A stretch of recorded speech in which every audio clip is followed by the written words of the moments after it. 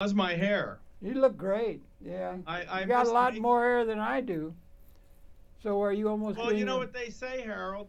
right? Okay, we Are have you one. Grass, doing the grass five or doesn't Quiet on grow. the set, Grass doesn't please. grow on a busy Quiet. street. quiet? She said quiet on the set. Okay, Oh, All right. okay. go. 5 seconds.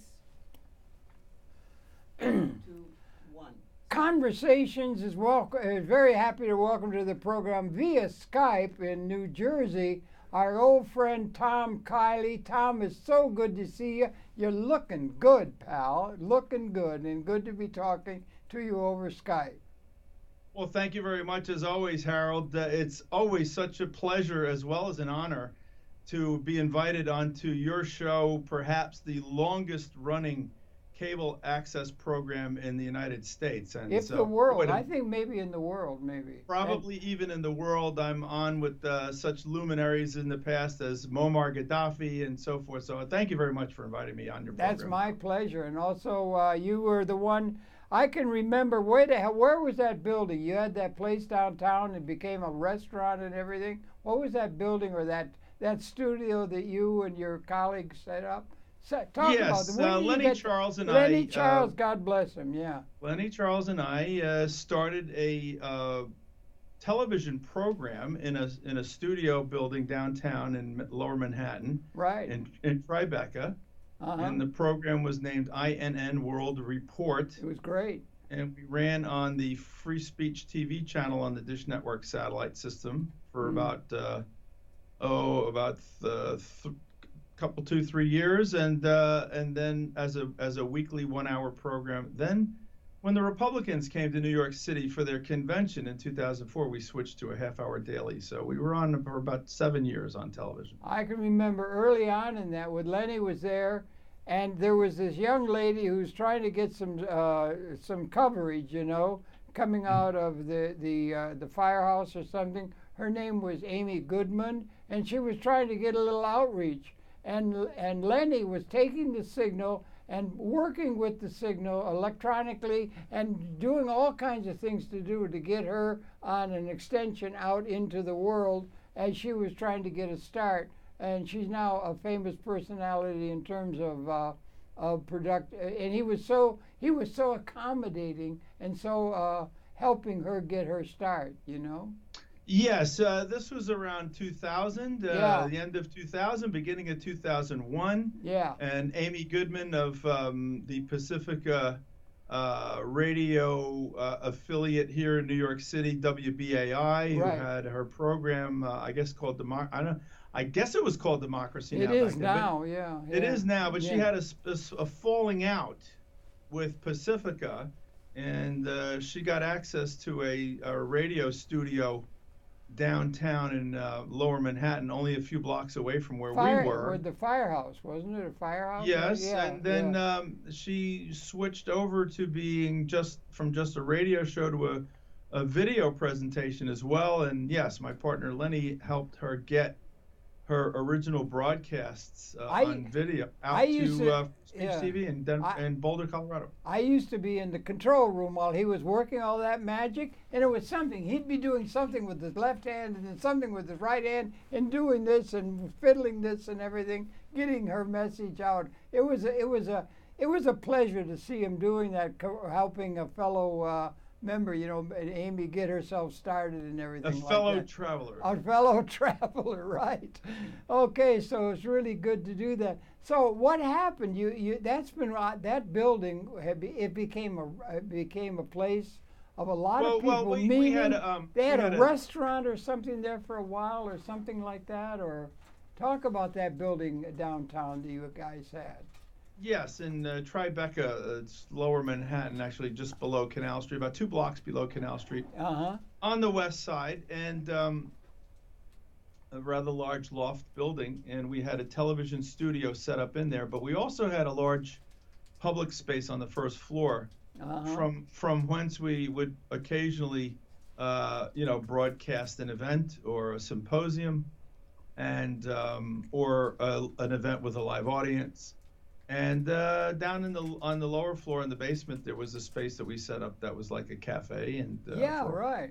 It was a major event. How long were you guys in there and everything? I mean, with the international report, And you're still doing INN World Report Radio, so we want to talk to that. But you were doing you and Lenny were doing programming out of INN World Report out of there for quite a while, a number of years. Yeah, television we did for about 7 years, and I think we got a little too controversial for free speech TV. You will do that. You'll go out on a limb and you'll be talking politics stuff. I've tried to warn you against it. You should be just talking about very, very easy to understand for the American population. And you would go out and put out on the edge programming with really important ideas. You guys would do that, and I told you, you'll get into trouble doing that. Well, but we you figured, didn't listen. Harold, that you didn't listen. You just kept getting more and more relevant and more intellectually stimulating. Well, we figured, to your point, Harold, we figured there were more than enough total experts at pouring out mundane news. So we didn't feel that we could compete very well in that arena. We had to try to figure out something new. I mean, nowadays it's called fake news. Yeah, but there was so many people producing it even way back then. In fact, that was our inspiration to become citizen journalists. And that was about 17 years ago. It's been a long, happy ride ever since. But it's gone beyond mundane now to just plain vicious fake news and lies that will result in the death of a million innocent Iraqis who had nothing to do with 9/11. But the fake news lie that the media put out and helped to propagate was that there was some non-existent weapons of mass destruction in their country. So 1 million of them had to get a death sentence. More recently, I know you've traveled to Libya. You visited President Gaddafi there. Well, that's some more fake news that somehow Gaddafi needed to be destroyed and we were going to liberate that country. Well, of course, it's nothing but a hellhole now. But I think a relative paradise in those days. No, Gaddafi was just like the United States of America in a certain sense, was ahead of the feudal order coming out of 1,000 years after Rome, with hereditary families as the basis for political authority, and it was upset by Mr. Jefferson and so forth in the United States of America that upset the British. They came and bombed Washington in anger for our having upset their system or their winning out over them. I think Mr. Gaddafi was ahead of history's curve vis-a-vis the world led by the United States of America, and because he was ahead of the curve, they could not tolerate something that was really relevant to the future in a new way, the same way the United States of America was ahead of the royal families of Europe in 1776. So I think he was ahead of the curve, and for that reason they attacked him, I believe, because he was a threat to the systems by which their system was being held together, if you can follow all of that.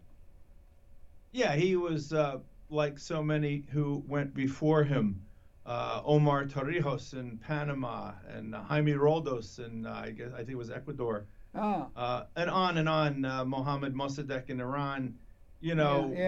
When you exhibit a certain amount of independence from the globalist oligarchy, and especially if the public responds to that, Salvador Allende in Chile, Allende. On and on. It was horrible. They'll put a stop to it one way or another. Lately, they used to do it covertly and all of these machinations and, military coups and, hiding. Nowadays, they just roll out the liberals, Hillary Clinton and Barack Obama. It's a bad dictator kill, bad dictator kill. And the left has now been so emasculated, lobotomized, if you will, that they are now called the pro-war left, and it says, "Oh, he kills babies. Let's destroy their country." And it's a big difference than it was, when I was a youngster during the Vietnam era. I remember Vietnam. It was horrible. Yeah, but Gaddafi, I think, was ahead of the curve. You know, he did not do away. He was a socialist, right? But he did not do away with the private sector, as some people of a socialist persuasion, in a radical kind of way of thinking. The private sector, or the capitalist part of the society of Libya, in fact, he encouraged it. He encouraged entrepreneurialism on the part of young people coming along. And it was very interesting the way he set it up. If I may, take a minute, because I became very familiar with Well, you visited there. I visited there about seven or eight times, and Well, there was the only country that I was really interested in as being one that was ahead of history's curve, because he set it up where you could have a private. Well, for one thing, when he took over in, they had a 6% literacy rate, and within about 15 years, it got up to 96%. Had schools for everybody, men and women liberationists, and all of these things. But in terms of economics and the private sector, public sector, confrontation that happens in a lot of people's thinking, you could start a business, and he didn't, invalidate the private sector as thought of by some as the capitalist, the realm of the capitalist. He encouraged people to start an entrepreneurial business in Libya, and he had one rule that he said. I absolutely loved it, being a Kelsonian and whatnot. But he had one rule that he ruled: you could start a business, and I went and visited with a lot of people in Libya, and this is a place, and it was a private sector, and he would encourage private sector, and they had one rule. If you're going to start a business in private sector business in Libya, it was you could not hire anybody. You could not hire and pay wages to anybody, and the people who made up everybody involved in the business, they had to be owners of the capital that made up the basis of that company. They had to be, and they had signs all over Libya. Owners, not workers. That you had to be the owner of the capital assets of the corporation, and they could not pay wages. You couldn't pay wages or hire people to do the work of the company. And that's so ahead of where the world is needing now. They're going to have some alternate way for distributing buying power to people other than wage slavery. But he was ahead of that curve. And I think that would have been a danger that would be faced by some of the people thinking, in the leading think tanks, that that's undercutting the labor theory of value and the possibility of having wage slavery that is held by means of the way the society was set up, and it couldn't be tolerated at that level. I may be wrong, but I really think that was one major reason that there was opposition to him, if you can follow.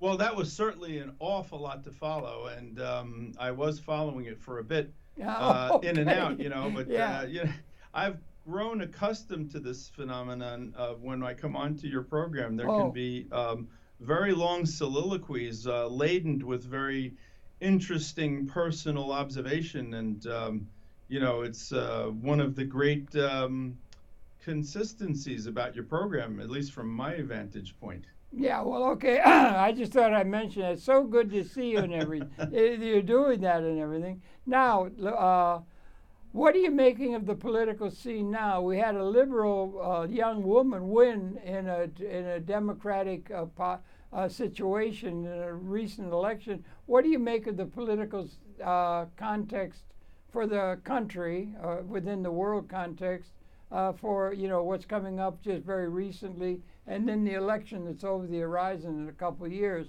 What do you think is going to be happening to the political landscape in the weeks and months and relatively near-term years ahead? Well, we're in a very interesting period right now. I think in that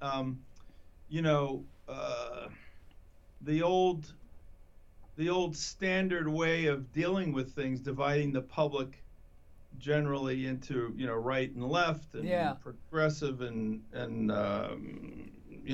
liberal and conservative. That's not holding anymore because in my lifetime, I came into the world, right after FDR, Harry Truman, FDR. Yeah, me too.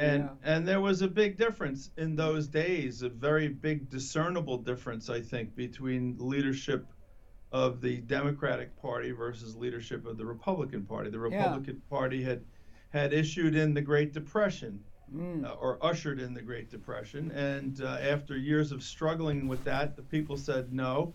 And let's give somebody else a chance. And they elected Franklin Roosevelt, 32.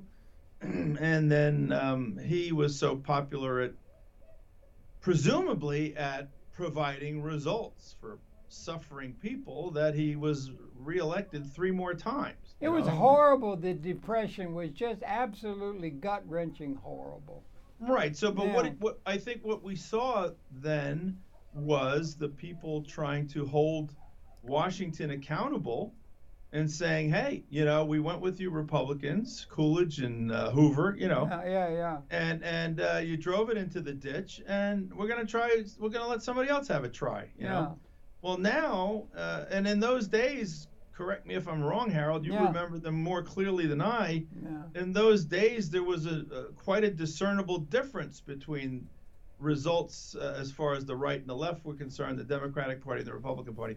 Nowadays, the greedy oligarchy at the top, has it so controlled. Business like stability, and so there's not much of a difference at all between. I mean, substantively, at least with our culture and our economy, between the right and the left, they're both driving us into a ditch and getting very rich on the way while they're doing it. And people have had enough, and we're at a tipping point around the world. There's a global insurrection going on. The Italian elections are kind of earth-shaking. What they just went through, they're shutting down a lot of this EU nonsense.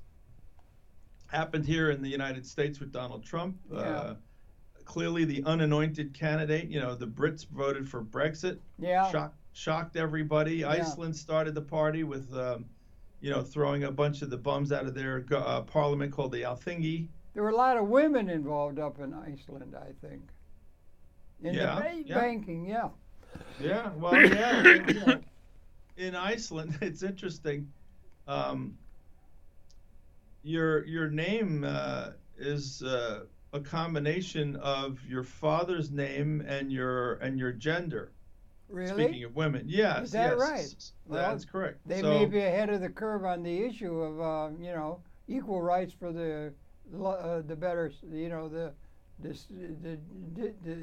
Well, I think it results in a lot of the people in the Icelandic phone book having the same last name. So if your father was John and you're a boy, your name is Jonsson. John's son. I didn't know that. Yeah. Okay. Yes. And you mentioned women in the parliament. Well, I've interviewed one of their parliamentarians a couple of times. Her name is Birgitta Jonsdottir.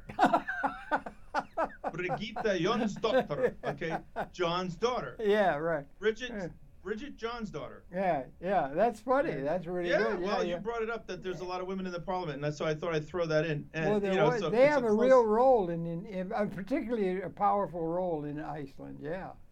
In the banking. At least that's what we've been led to believe. Who knows for sure? Right. So anyway, back to what you were asking me about. It's an interesting time. People are getting fed up. They're having to, the right-left paradigm is running out of gas. The phony right-left paradigm. The left is getting more fascistic every day. The so-called left. I mean, they're pro-war. Wait a minute. The left is not supposed to be of the fascistic thing. It's the right. They're supposed to be fascistic. Mussolini right. and The Mr. left Adolf has their himself, own problems. The ultra-left has their own problems. They've got no problem putting a bullet in the back of your head by the millions. Just ask Russia in 1917. They'll tell you about it. That wasn't the right that did that. That was the left. Yeah, all right. So I would venture to say that the Bolsheviks probably exterminated more people than the Nazis did. Oh, come on, really? You think? Oh, Is yes. that Oh, sure. Well, if you're talking about the deaths in the war, God, it was horrible. No, Yeah. no. I don't mean that. I mean I'm non-military. I'm saying in populations. I mean the gulags. The whole Dome war in the Ukraine alone. This is what I'm interested in, because I think that we're in a similar time now. Okay. As to what transpired between the wars, the interwar period, where the overreaching of the left has stimulated a response by the far right. Let's not forget that the Bolsheviks predate the Nazis by a decade or two at least, right? Interesting. Yeah. Oh yeah, and their excesses. Yeah. Their excesses, their murderous excesses of what they did in Russia, killing lots of people, wiping out or trying to wipe out the Russian Orthodox Church. You talk about the soul of Russia. They went after that with a vengeance. Out in Kalmykia, they went after the Buddhist church out there. Where's Kalmykia? Mongolia. Oh, really? Okay, yeah. I was visiting with some Kalmyks last night. Anyway, but out there, you're doing that in where you're living now? In New Jersey, yeah. There's some refugees from Kalmykia came to New Jersey. You're still mixing up with the good set. I'm glad to hear they're that. Buddhists. They're very, very interesting people. Yeah. You've had that Buddhist interest, haven't you? Yeah. But so in any case, as I was trying to say, they had their sights on Germany as the next victim of their, globalization process of the global communist revolution. The far left, the communists, were the globalists. At least in the form of Leon Trotsky, Gets a little confusing. Also known as Brownstein. He wanted to take the communist revolution on the road, to all the industrialized countries. Stalin said, no, let's work on Russia. And they got in a big fight. And, Stalin won, focused on Russia. And that's when a lot of these far leftist, cultural Marxists left the Soviet system and, many of them came to the West, and that's the cultural Marxism that we're dealing with now. It comes from that. But I find it fascinating. Here we are all over again. Yeah. The left has really gone, I think way off the deep end, and it's stimulating a response from the right. But everyone's trying to act just like they did last time. That the right wing came up for no reason at all, just out of hatred. No, the Germans saw them being the next victim. They saw what happened to Russia. They knew what they were in for, and there was actually street fighting going on in Germany. The Bolsheviks had actually taken over Bavaria for about a month or so. I didn't know that. Yeah. Oh yeah. Really? Yeah. It was just the. You lived over there for a while, didn't you? I lived in West, what we called West Berlin. Yeah. I was in the army avoiding Vietnam in West Berlin. Right. I remember. Yeah, as usual. It's a good place to hide. Yeah, right. In the army, Well, in West Berlin. Yeah, and you were doing newspaper reporting or something, right? I was involved at the time during the Vietnam War, in the Vietnam War era. Yeah. With the 60s as a radical backdrop. Yeah. There was something called the GI Coffee House movement. Really? And you can look it up. It's very, very interesting. Yeah. And where GIs and expatriates and, oftentimes GIs who had gotten out of the service but stayed in that country. Yeah. Put their money together and would rent a storefront. And what would they do there? Not near the Reaper bomb up in Hamburg, no. Well, I don't know. I'd never been to Hamburg, but in Berlin, we rented a storefront. It was a little ways away what from the year are you talking about then? 1974. 74. 73. Okay, yeah, right. So, these, and we would serve coffee, and they became known as the GI Coffee House movement, where GIs could go and get an alternate view of history and learn their rights and so forth. And oftentimes speakers would come through, and we would make our own samizdat. Okay, what the hell is samizdat? We produced our own little GI newspapers. Oh, really? That you did that? And, yeah. Okay, talk about it. And where was the distribution of the newspaper? Around town or did it get into the military people there? Yeah. This was by military and ex-military for military, Oh, for military, not for the citizens or anything. Well, no, there were German citizens who helped us out. They liked it, and if they took some copies too. But, we would write articles and we would put out, basically, talking about imperialism, the war in Vietnam, and your rights. That was really good duty that you had. You were fulfilling your need of military service by doing that, rather than say sitting in some cold trench somewhere, ready to jump over the top and one more try into the blast of the opposition fire. None of that.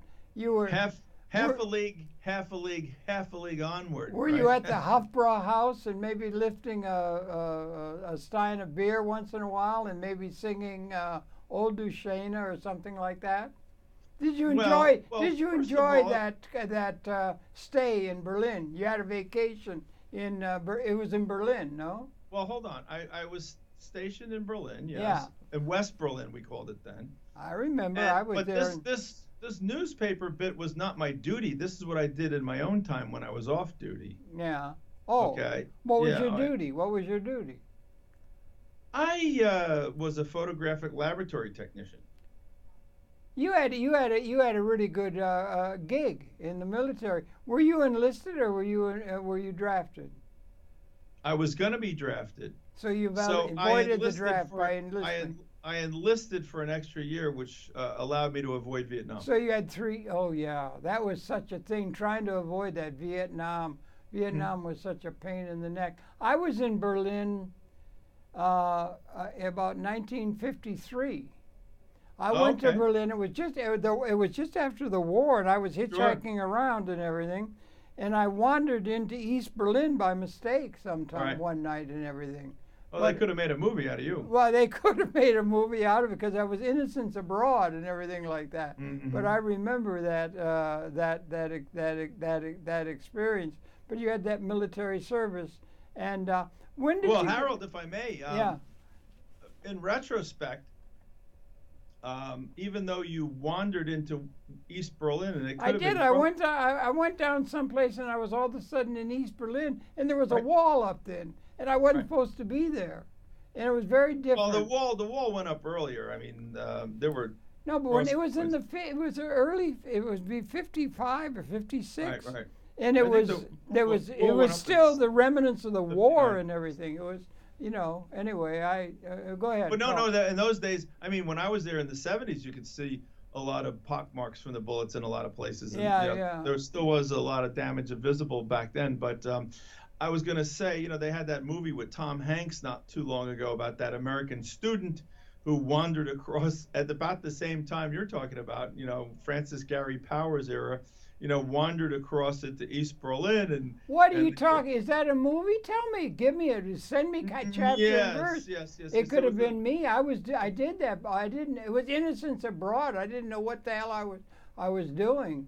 Well, Harold, I remember that. I'm struggling to get to the punchline here. Oh, go ahead. Get the punchline. I'm really get struggling. The punchline. But don't let me lose track of it. There's something I want to pass on to you, brother. Well, okay. Go ahead. Try not to lose track of mine either here. I'm not. I'm all ears. Look, I'm all ears. Oh, good. Yeah. Okay. Yeah, all right. Go ahead. So, therefore, theoretically, you straying into East Germany could have caused an international incident. Yes.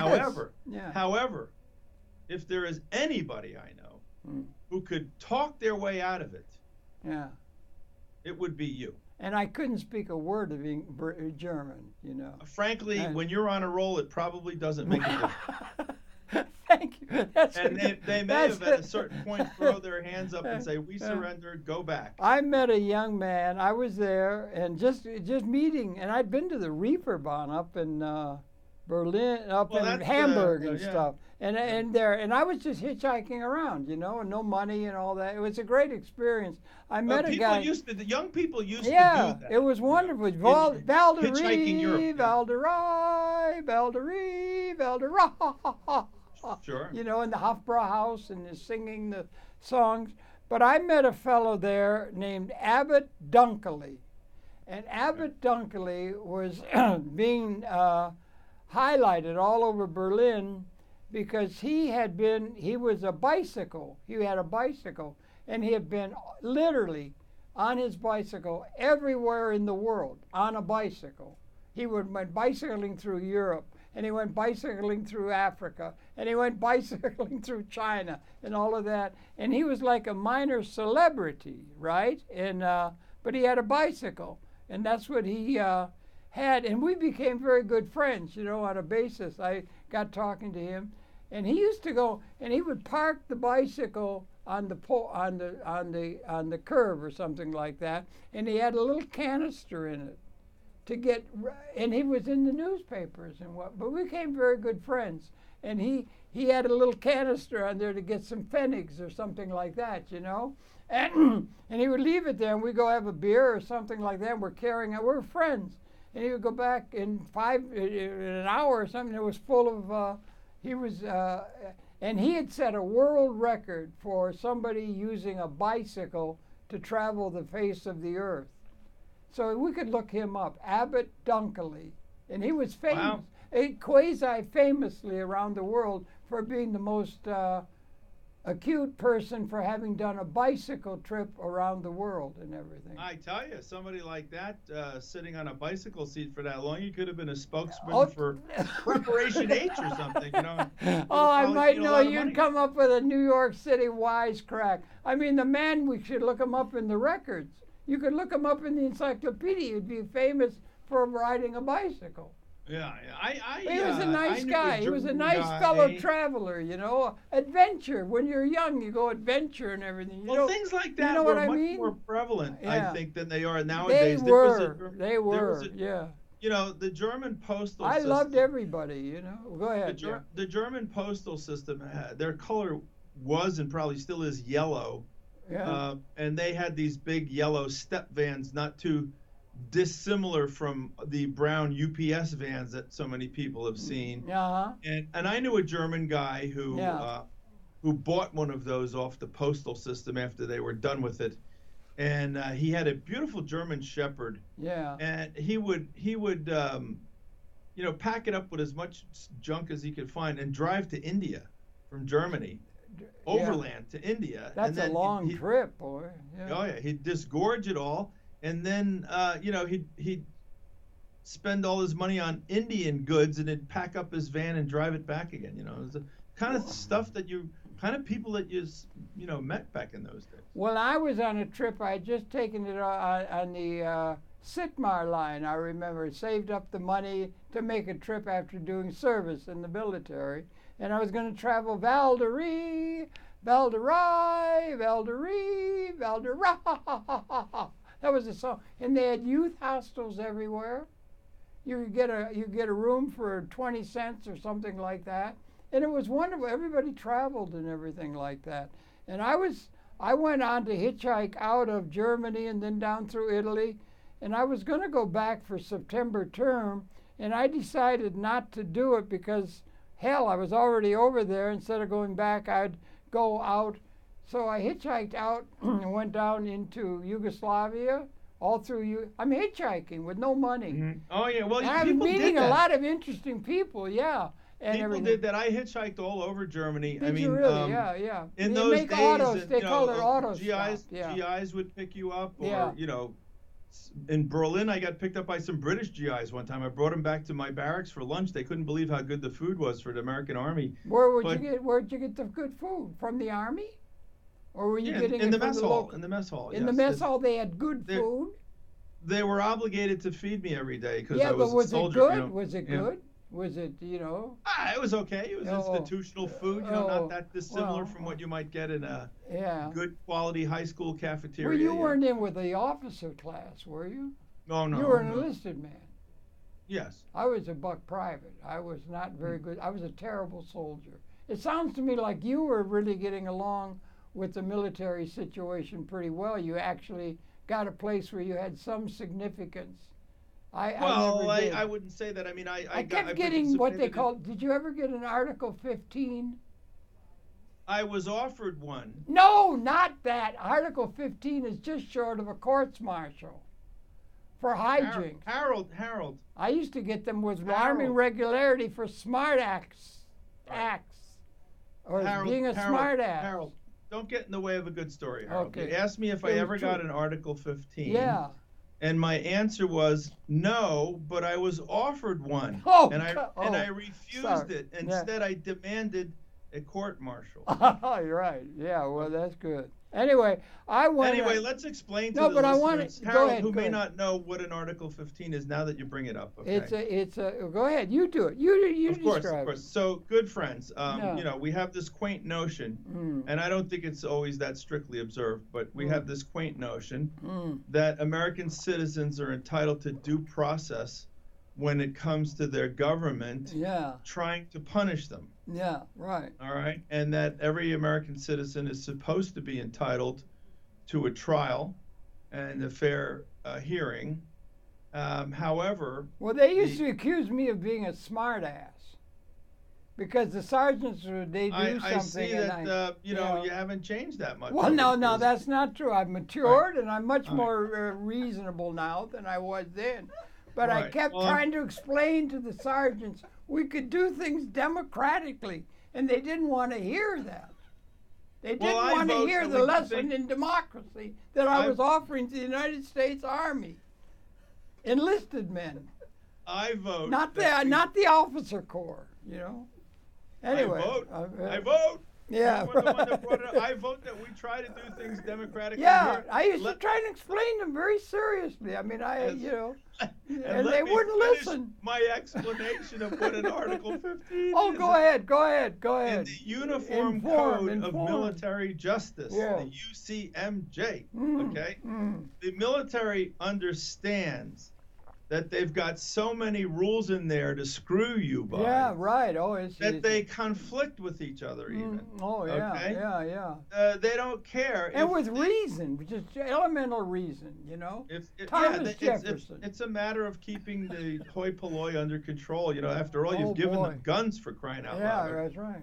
So the military realized that the amount of punishment that they want to mete out to enlisted men is so great that if everybody had to have a trial first, the military would be nothing but courtrooms and lawyers and judges and I'd never thought of it that way. I could have been a real fly in the ointment if I'd really tried. Yeah. So to try to get the military to be able to do some sort of a military mission and not just become a big courthouse. Yes. They wrote into the Uniform Code of Military Justice, Article number 15, which says that if your commander believes you've broken some rule, okay, and he wants to punish you for having done so, all right, you've got the opportunity to forego a trial, to waive a trial. A courts martial. Yes, and go directly to the punishment. Okay, right. and this will save the military, $10,000 to court martial you, perhaps, depending on how many witnesses you want to bring and all the rest of it. Article so 15, rather than spend the entire military budget on court martials, they've got Article 15 in there, which says, here, sign this paper and admit you're guilty, and we'll punish you and get the whole thing over with without a trial. However, in exchange for helping us punish you, we will go lighter on you. Yeah, right. And we would have if you were found guilty at a trial. Now, it's like a thing facing Mr. Comey now. It's kind of like a plea bargain. Or something. Right, a plea bargain. Yeah. So on the other hand, if you are innocent and you could prove that in a trial, then you wouldn't get anything. So Article 15 is there to facilitate punishment, and they got it over the heads of the GIs because, all right, fine, you wanna go through with the trial, you could get far worse. We'll give you a slap on the wrist. So they begged me to take an Article 15. Well, on what issue? On what issue? What awful thing had you done? Or maybe you don't want to reform, because you got a pretty responsible position in this society, and you don't want to jeopardize your opportunities to I'm not realize ashamed of it. anything. Oh, you're sure you're not? Harold, if you you're really not want to know the ashamed of truth, anything? If you really want to know why, it's because. Let's get down to the things you're ashamed of. No. Let's take shame out of it. Okay. Okay. We will. If you really want to know why I was offered an Article 15, I'm going to tell you if you let me. Yeah. I don't know. Okay, I think on. you're afraid to hear why. No, go ahead. Spell. Teach the youth coming up. Because one day, the hair on my head. Yes. Began to touch my ear. Yeah. Right. That's it. Yeah. That's it. And it's not supposed to, right? Well, apparently it's not supposed to. Yeah. So my commanding officer noticed it, and he ordered me to go get my hair cut. Well, you and got I a barber. Why didn't you? Why didn't you follow the justifiable because I thought order? that, you're supposed the to do fact that some of the hairs on my head were now touching my ear didn't mean I was incapable of performing. There you go, thinking again. You're not supposed to think. You're supposed to do what the hell you're told. Don't you know that, soldier? Well, there you go. So I heard that 1,000 times. 1,000, 2,000 times. I was in a situation where I had disobeyed a direct order from a lawful order, by the way, according to the military. I know the feeling. And see, what they get you on is it doesn't really pertain so much to what they told you to do. It's all based on the fact that you refuse to do it. Oh yeah, right. Well, it sounds familiar, doesn't it? It sounds familiar, yeah. There you go. So anyway, I went out and I hitchhiked down through New York and I got outside Ankara. I ended up hitchhiking with no money, sleeping on the ground and all that kind, like you're supposed to do when you're young and strong. And I went all the way through Yugoslavia, and all the way down to Greece, and then out there and out. And I was in Turkey, and I was outside Ankara, and this guy came with a great big truck. I mean, a really fancy truck. It wasn't just some schlep, you know what I mean? It was a really fancy truck, and he was obviously coming with goods that were good goods, if you know what I mean. It wasn't some schleppy thing, if you understand. And he had this truck, and it had all kinds of stuff. And I remember, and it was outside of Ankara in Turkey, right? And we're going down towards Syria and whatnot. And I ended up doing that. But and he gave me a ride, and we got to talking. And I asked him what he was doing. He just had a lot of good goods, and he was taking it to Tehran, to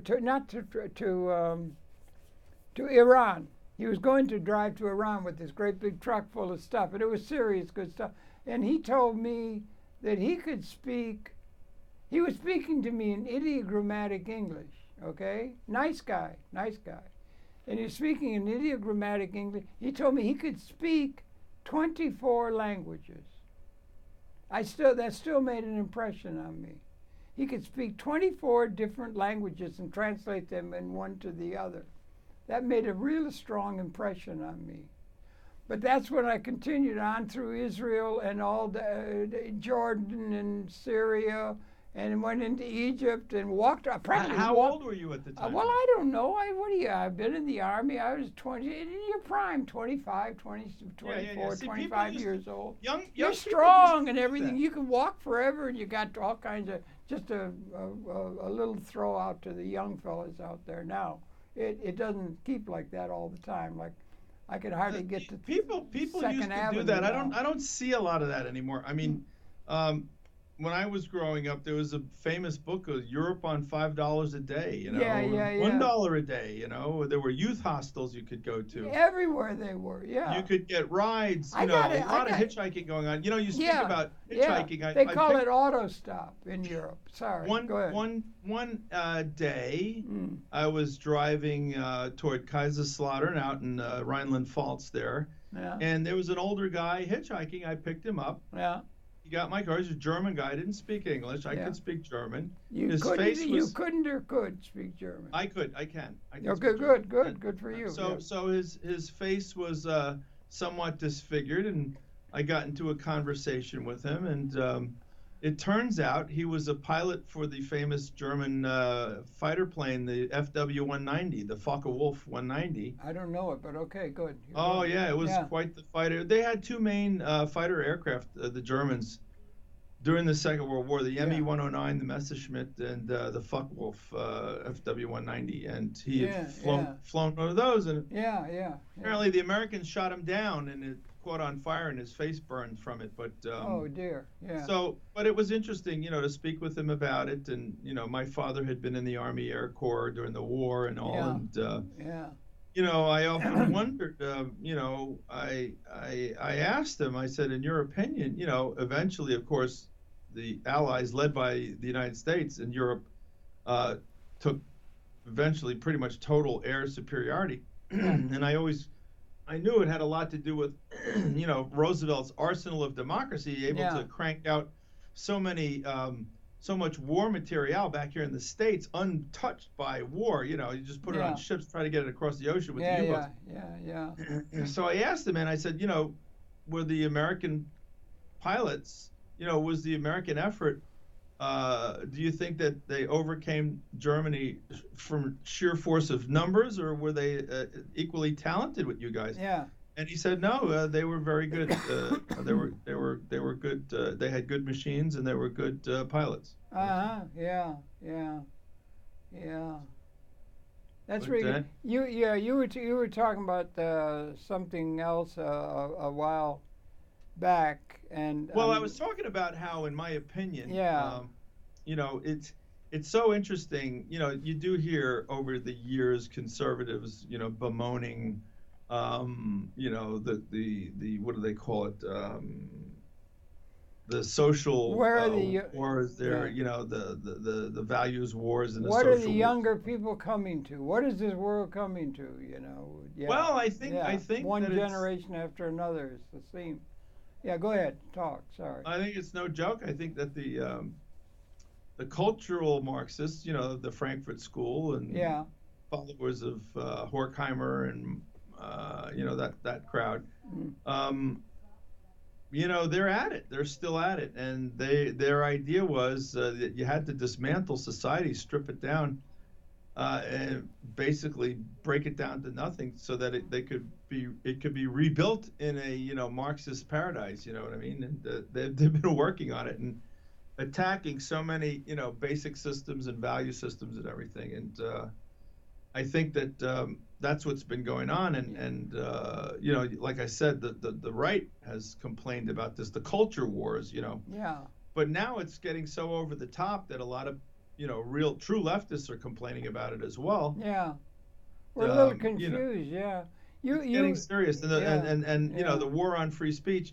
They claim they're fighting fascism, but there's no fascism. But all of this is pretty well along the way. But it's also the far left, which right, don't exactly. seem to understand that totalitarianism is the domain of the far left as well as the far right. It can be, right? Yeah, right. Yeah. And back to you we began talking of 1,000 hours ago when we started this program about Franklin Roosevelt. He made a lot of that depression that we had in here, like Grapes of Wrath and all of that. It was terrible. There were so many people that were so. Steinbeck. And he, God bless him and everything, and all of that. But he got a lot done, among not the least of which is just, let's say, there's a thing called Social Security. Sure. That is a huge social development that's paying, and also a whole lot of things about getting health to people that are of no income and so forth.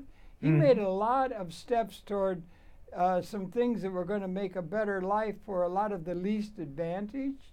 He made an awful lot of changes, and we got that problem still confronting us now, because we've got, like, say, here in New York and so forth, the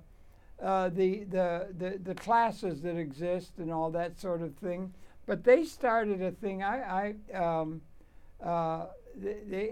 had the incomes are going. I mean, the rents are going up like crazy. They're getting up $5,000, $6,000, $7,000, $8,000 a month rent for something, and all of that. And it's being very and so. But he did also get, and those forces did get something done. Let's say in the city of New York, we're both familiar with it. Things like what they have a thing called NYCHA. Have you heard of that? NYCHA, low cost housing, and they got low cost housing for people that instead of it being 8 or 9, just say in contemporary terms, that instead of the cost of it being in a rent situation, Ornette Coleman was a friend of mine. He used to live in the building, the great saxophonist, and his son DiNardo, he was talking to me outside of a building where we used to be in that, and he told me that the rents are getting out of control. I mean, they're going up so because people are still making a measure of profit and all that kind of stuff. And he said that it was getting, he ended up, I think he's down in, whatever, I don't want to say, he's just, anyway, but they made this thing where they've got these places where people can have a place that's decent. And it's really decent, quite decent. And they got this NYCHA, there's like 500,000 places in New York which are good places. The hot water and the things work and the lock can be put on the door and it's safe and there's a kitchen and all of that made available to people of less income, and it's about $300, $400, $500 a month rather than $7,000. Sure. How did that get started in a society where the overall emphasis is more, larger, harder, and rents that are going out, or costs that are going out of control, but they had the ability from Franklin Roosevelt to do some provision for what's called the least among us. Do you understand? Well, yeah, I mean... Can we pick up on that as something that could be encouraging if I in may a world where contribute, they're taking away the possibility? If I may participate. Yeah, go ahead. Right. Yeah, sure. Mm-hmm. Yeah, I've traveled to India. I assume you have. It's quite a place. I've seen women sweeping the sidewalk and begging for money at the same time for keeping the place clean. Women who are permanently disfigured, hunched over to one side. Yeah, terrible. Don't. Yeah, go on. Spell it out. Yeah. Because the broom that they have doesn't have a handle, so they have to bend over to use it all their lives. Yeah. Okay, go on. And, you can see literally people who have died in the street and that sort of thing. Yeah. Now, not having to care for these people means there's going to be more money left over in the pockets of... for the rich. That's right. Yeah. So that actually goes to my next point, that one of the things I find so fascinating about what's going on right now is that, I'm a model maker. I take a look at things and I try to come up with models that explain things, because not many explanations that are out there can explain what we're going through. And I think by design, because the conversation is controlled by, the media, for instance. That's why you and I got into the alternative media, so that we can... Yeah, but that's why we ought to pay some attention to some of these issues, don't you think? There's still a lot of questions to be answered, my brother. So I think what's going on is there's a war against spirituality.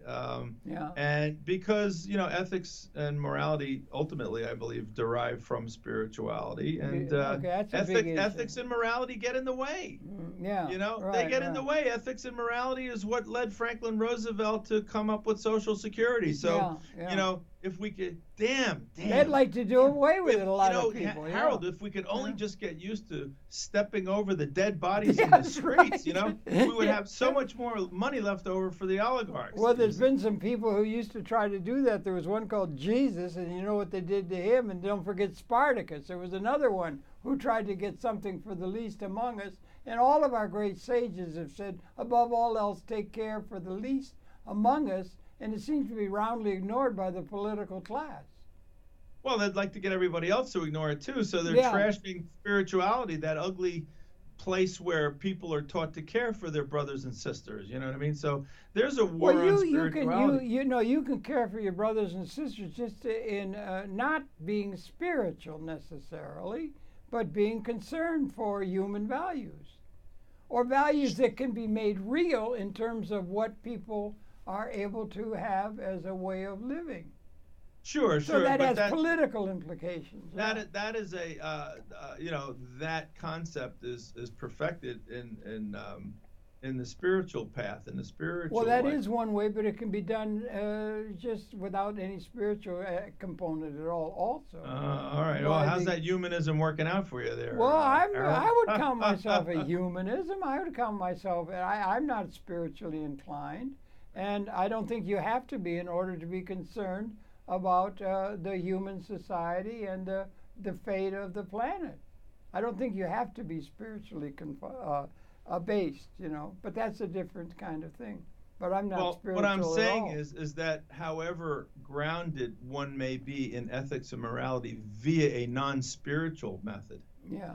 okay, Yeah, I don't okay. think ultimately it can ever compete with the depth and understanding Yeah. of compassion and you know, And mutual interdependence that somebody engaging in a spiritual path can achieve. Okay, I think maybe, and certainly it's got a better track record. I mean, it's been the spiritual people have been the ones who have been encouraging us all to move in that direction. Unfortunately, they've been so widely ignored by the political class du jour across history. And Well, they still maybe are. yes and maybe no, but they're not here for everybody. They're here for the people who are spiritually sensitive. Oh, Okay, who yeah, but they want don't have more, you know. yeah, And but by the they- way, speaking of which, No, Harold, people who are what's wanting your- more is not necessarily spiritually involved. It's spiritual people. people want more. No, the people who want more. Let's say the overclass that wants everything to go to the upper 1/3 of 1% of one people, and Right. you know that kind of thing. Isn't they're getting everything that has nothing to do with concern for the least among us at all. Let them die. Well, that's profoundly unspiritual. Or Yeah, that's anti- what. Well, Sure. okay, yeah. And because that's their domain, the more other people they can drag into it, the more they feel they can accumulate. Because the less they'll have to share to cater to these, you know, arcane notions of compassion with your brothers and sisters. You know, Just out of whole cloth, without any. yeah. So they want to grounding. do away with it. Well, we've had the spiritual grounding, I think, for a long time. I understand there was some of that going on in Cro-Magnon caves. I'm not sure, but I think so. But one of the problems among everything else among us is we have this problem of time. And Tommy, I hate to admit it, but we've run out of time. Oh my goodness. Time flies when you're having fun, and I've been having fun talking via Skype with my good friend Tom Kiely, and it's been a pleasure for you in the audience to have him share the wit and wisdom that he has such a good measure of, and so it's so good that we were able to put this together, Tom. I've got Harold, Tom, I've got in my throat now not just a frog, but a toad. Okay, a big fat toad. I've got to get something to take care of this toad that's stuck in my throat, all right. Well, so I fret can stop not, Harold. talking. On the subject Any of time, I will suggestion, close quick? by saying, don't worry, those oligarchs will get theirs, because on the subject of time, that famous American philosopher Groucho Marx once said, "Time wounds all heals." Oh, God bless the smart asses like Groucho Marx. Yeah. There you go. Thank you for talking. We'll be catching up with you. Thanks for viewing. We'll be coming back again tomorrow. Over and out with Mr. Tom Kiely, co-founder of International World Report and current host of International World Report Radio, a major voice that should not be ignored at all. Okay, Well, thank you for that. thank And you that's so a much, pitch. Harold. Always and a pleasure. And no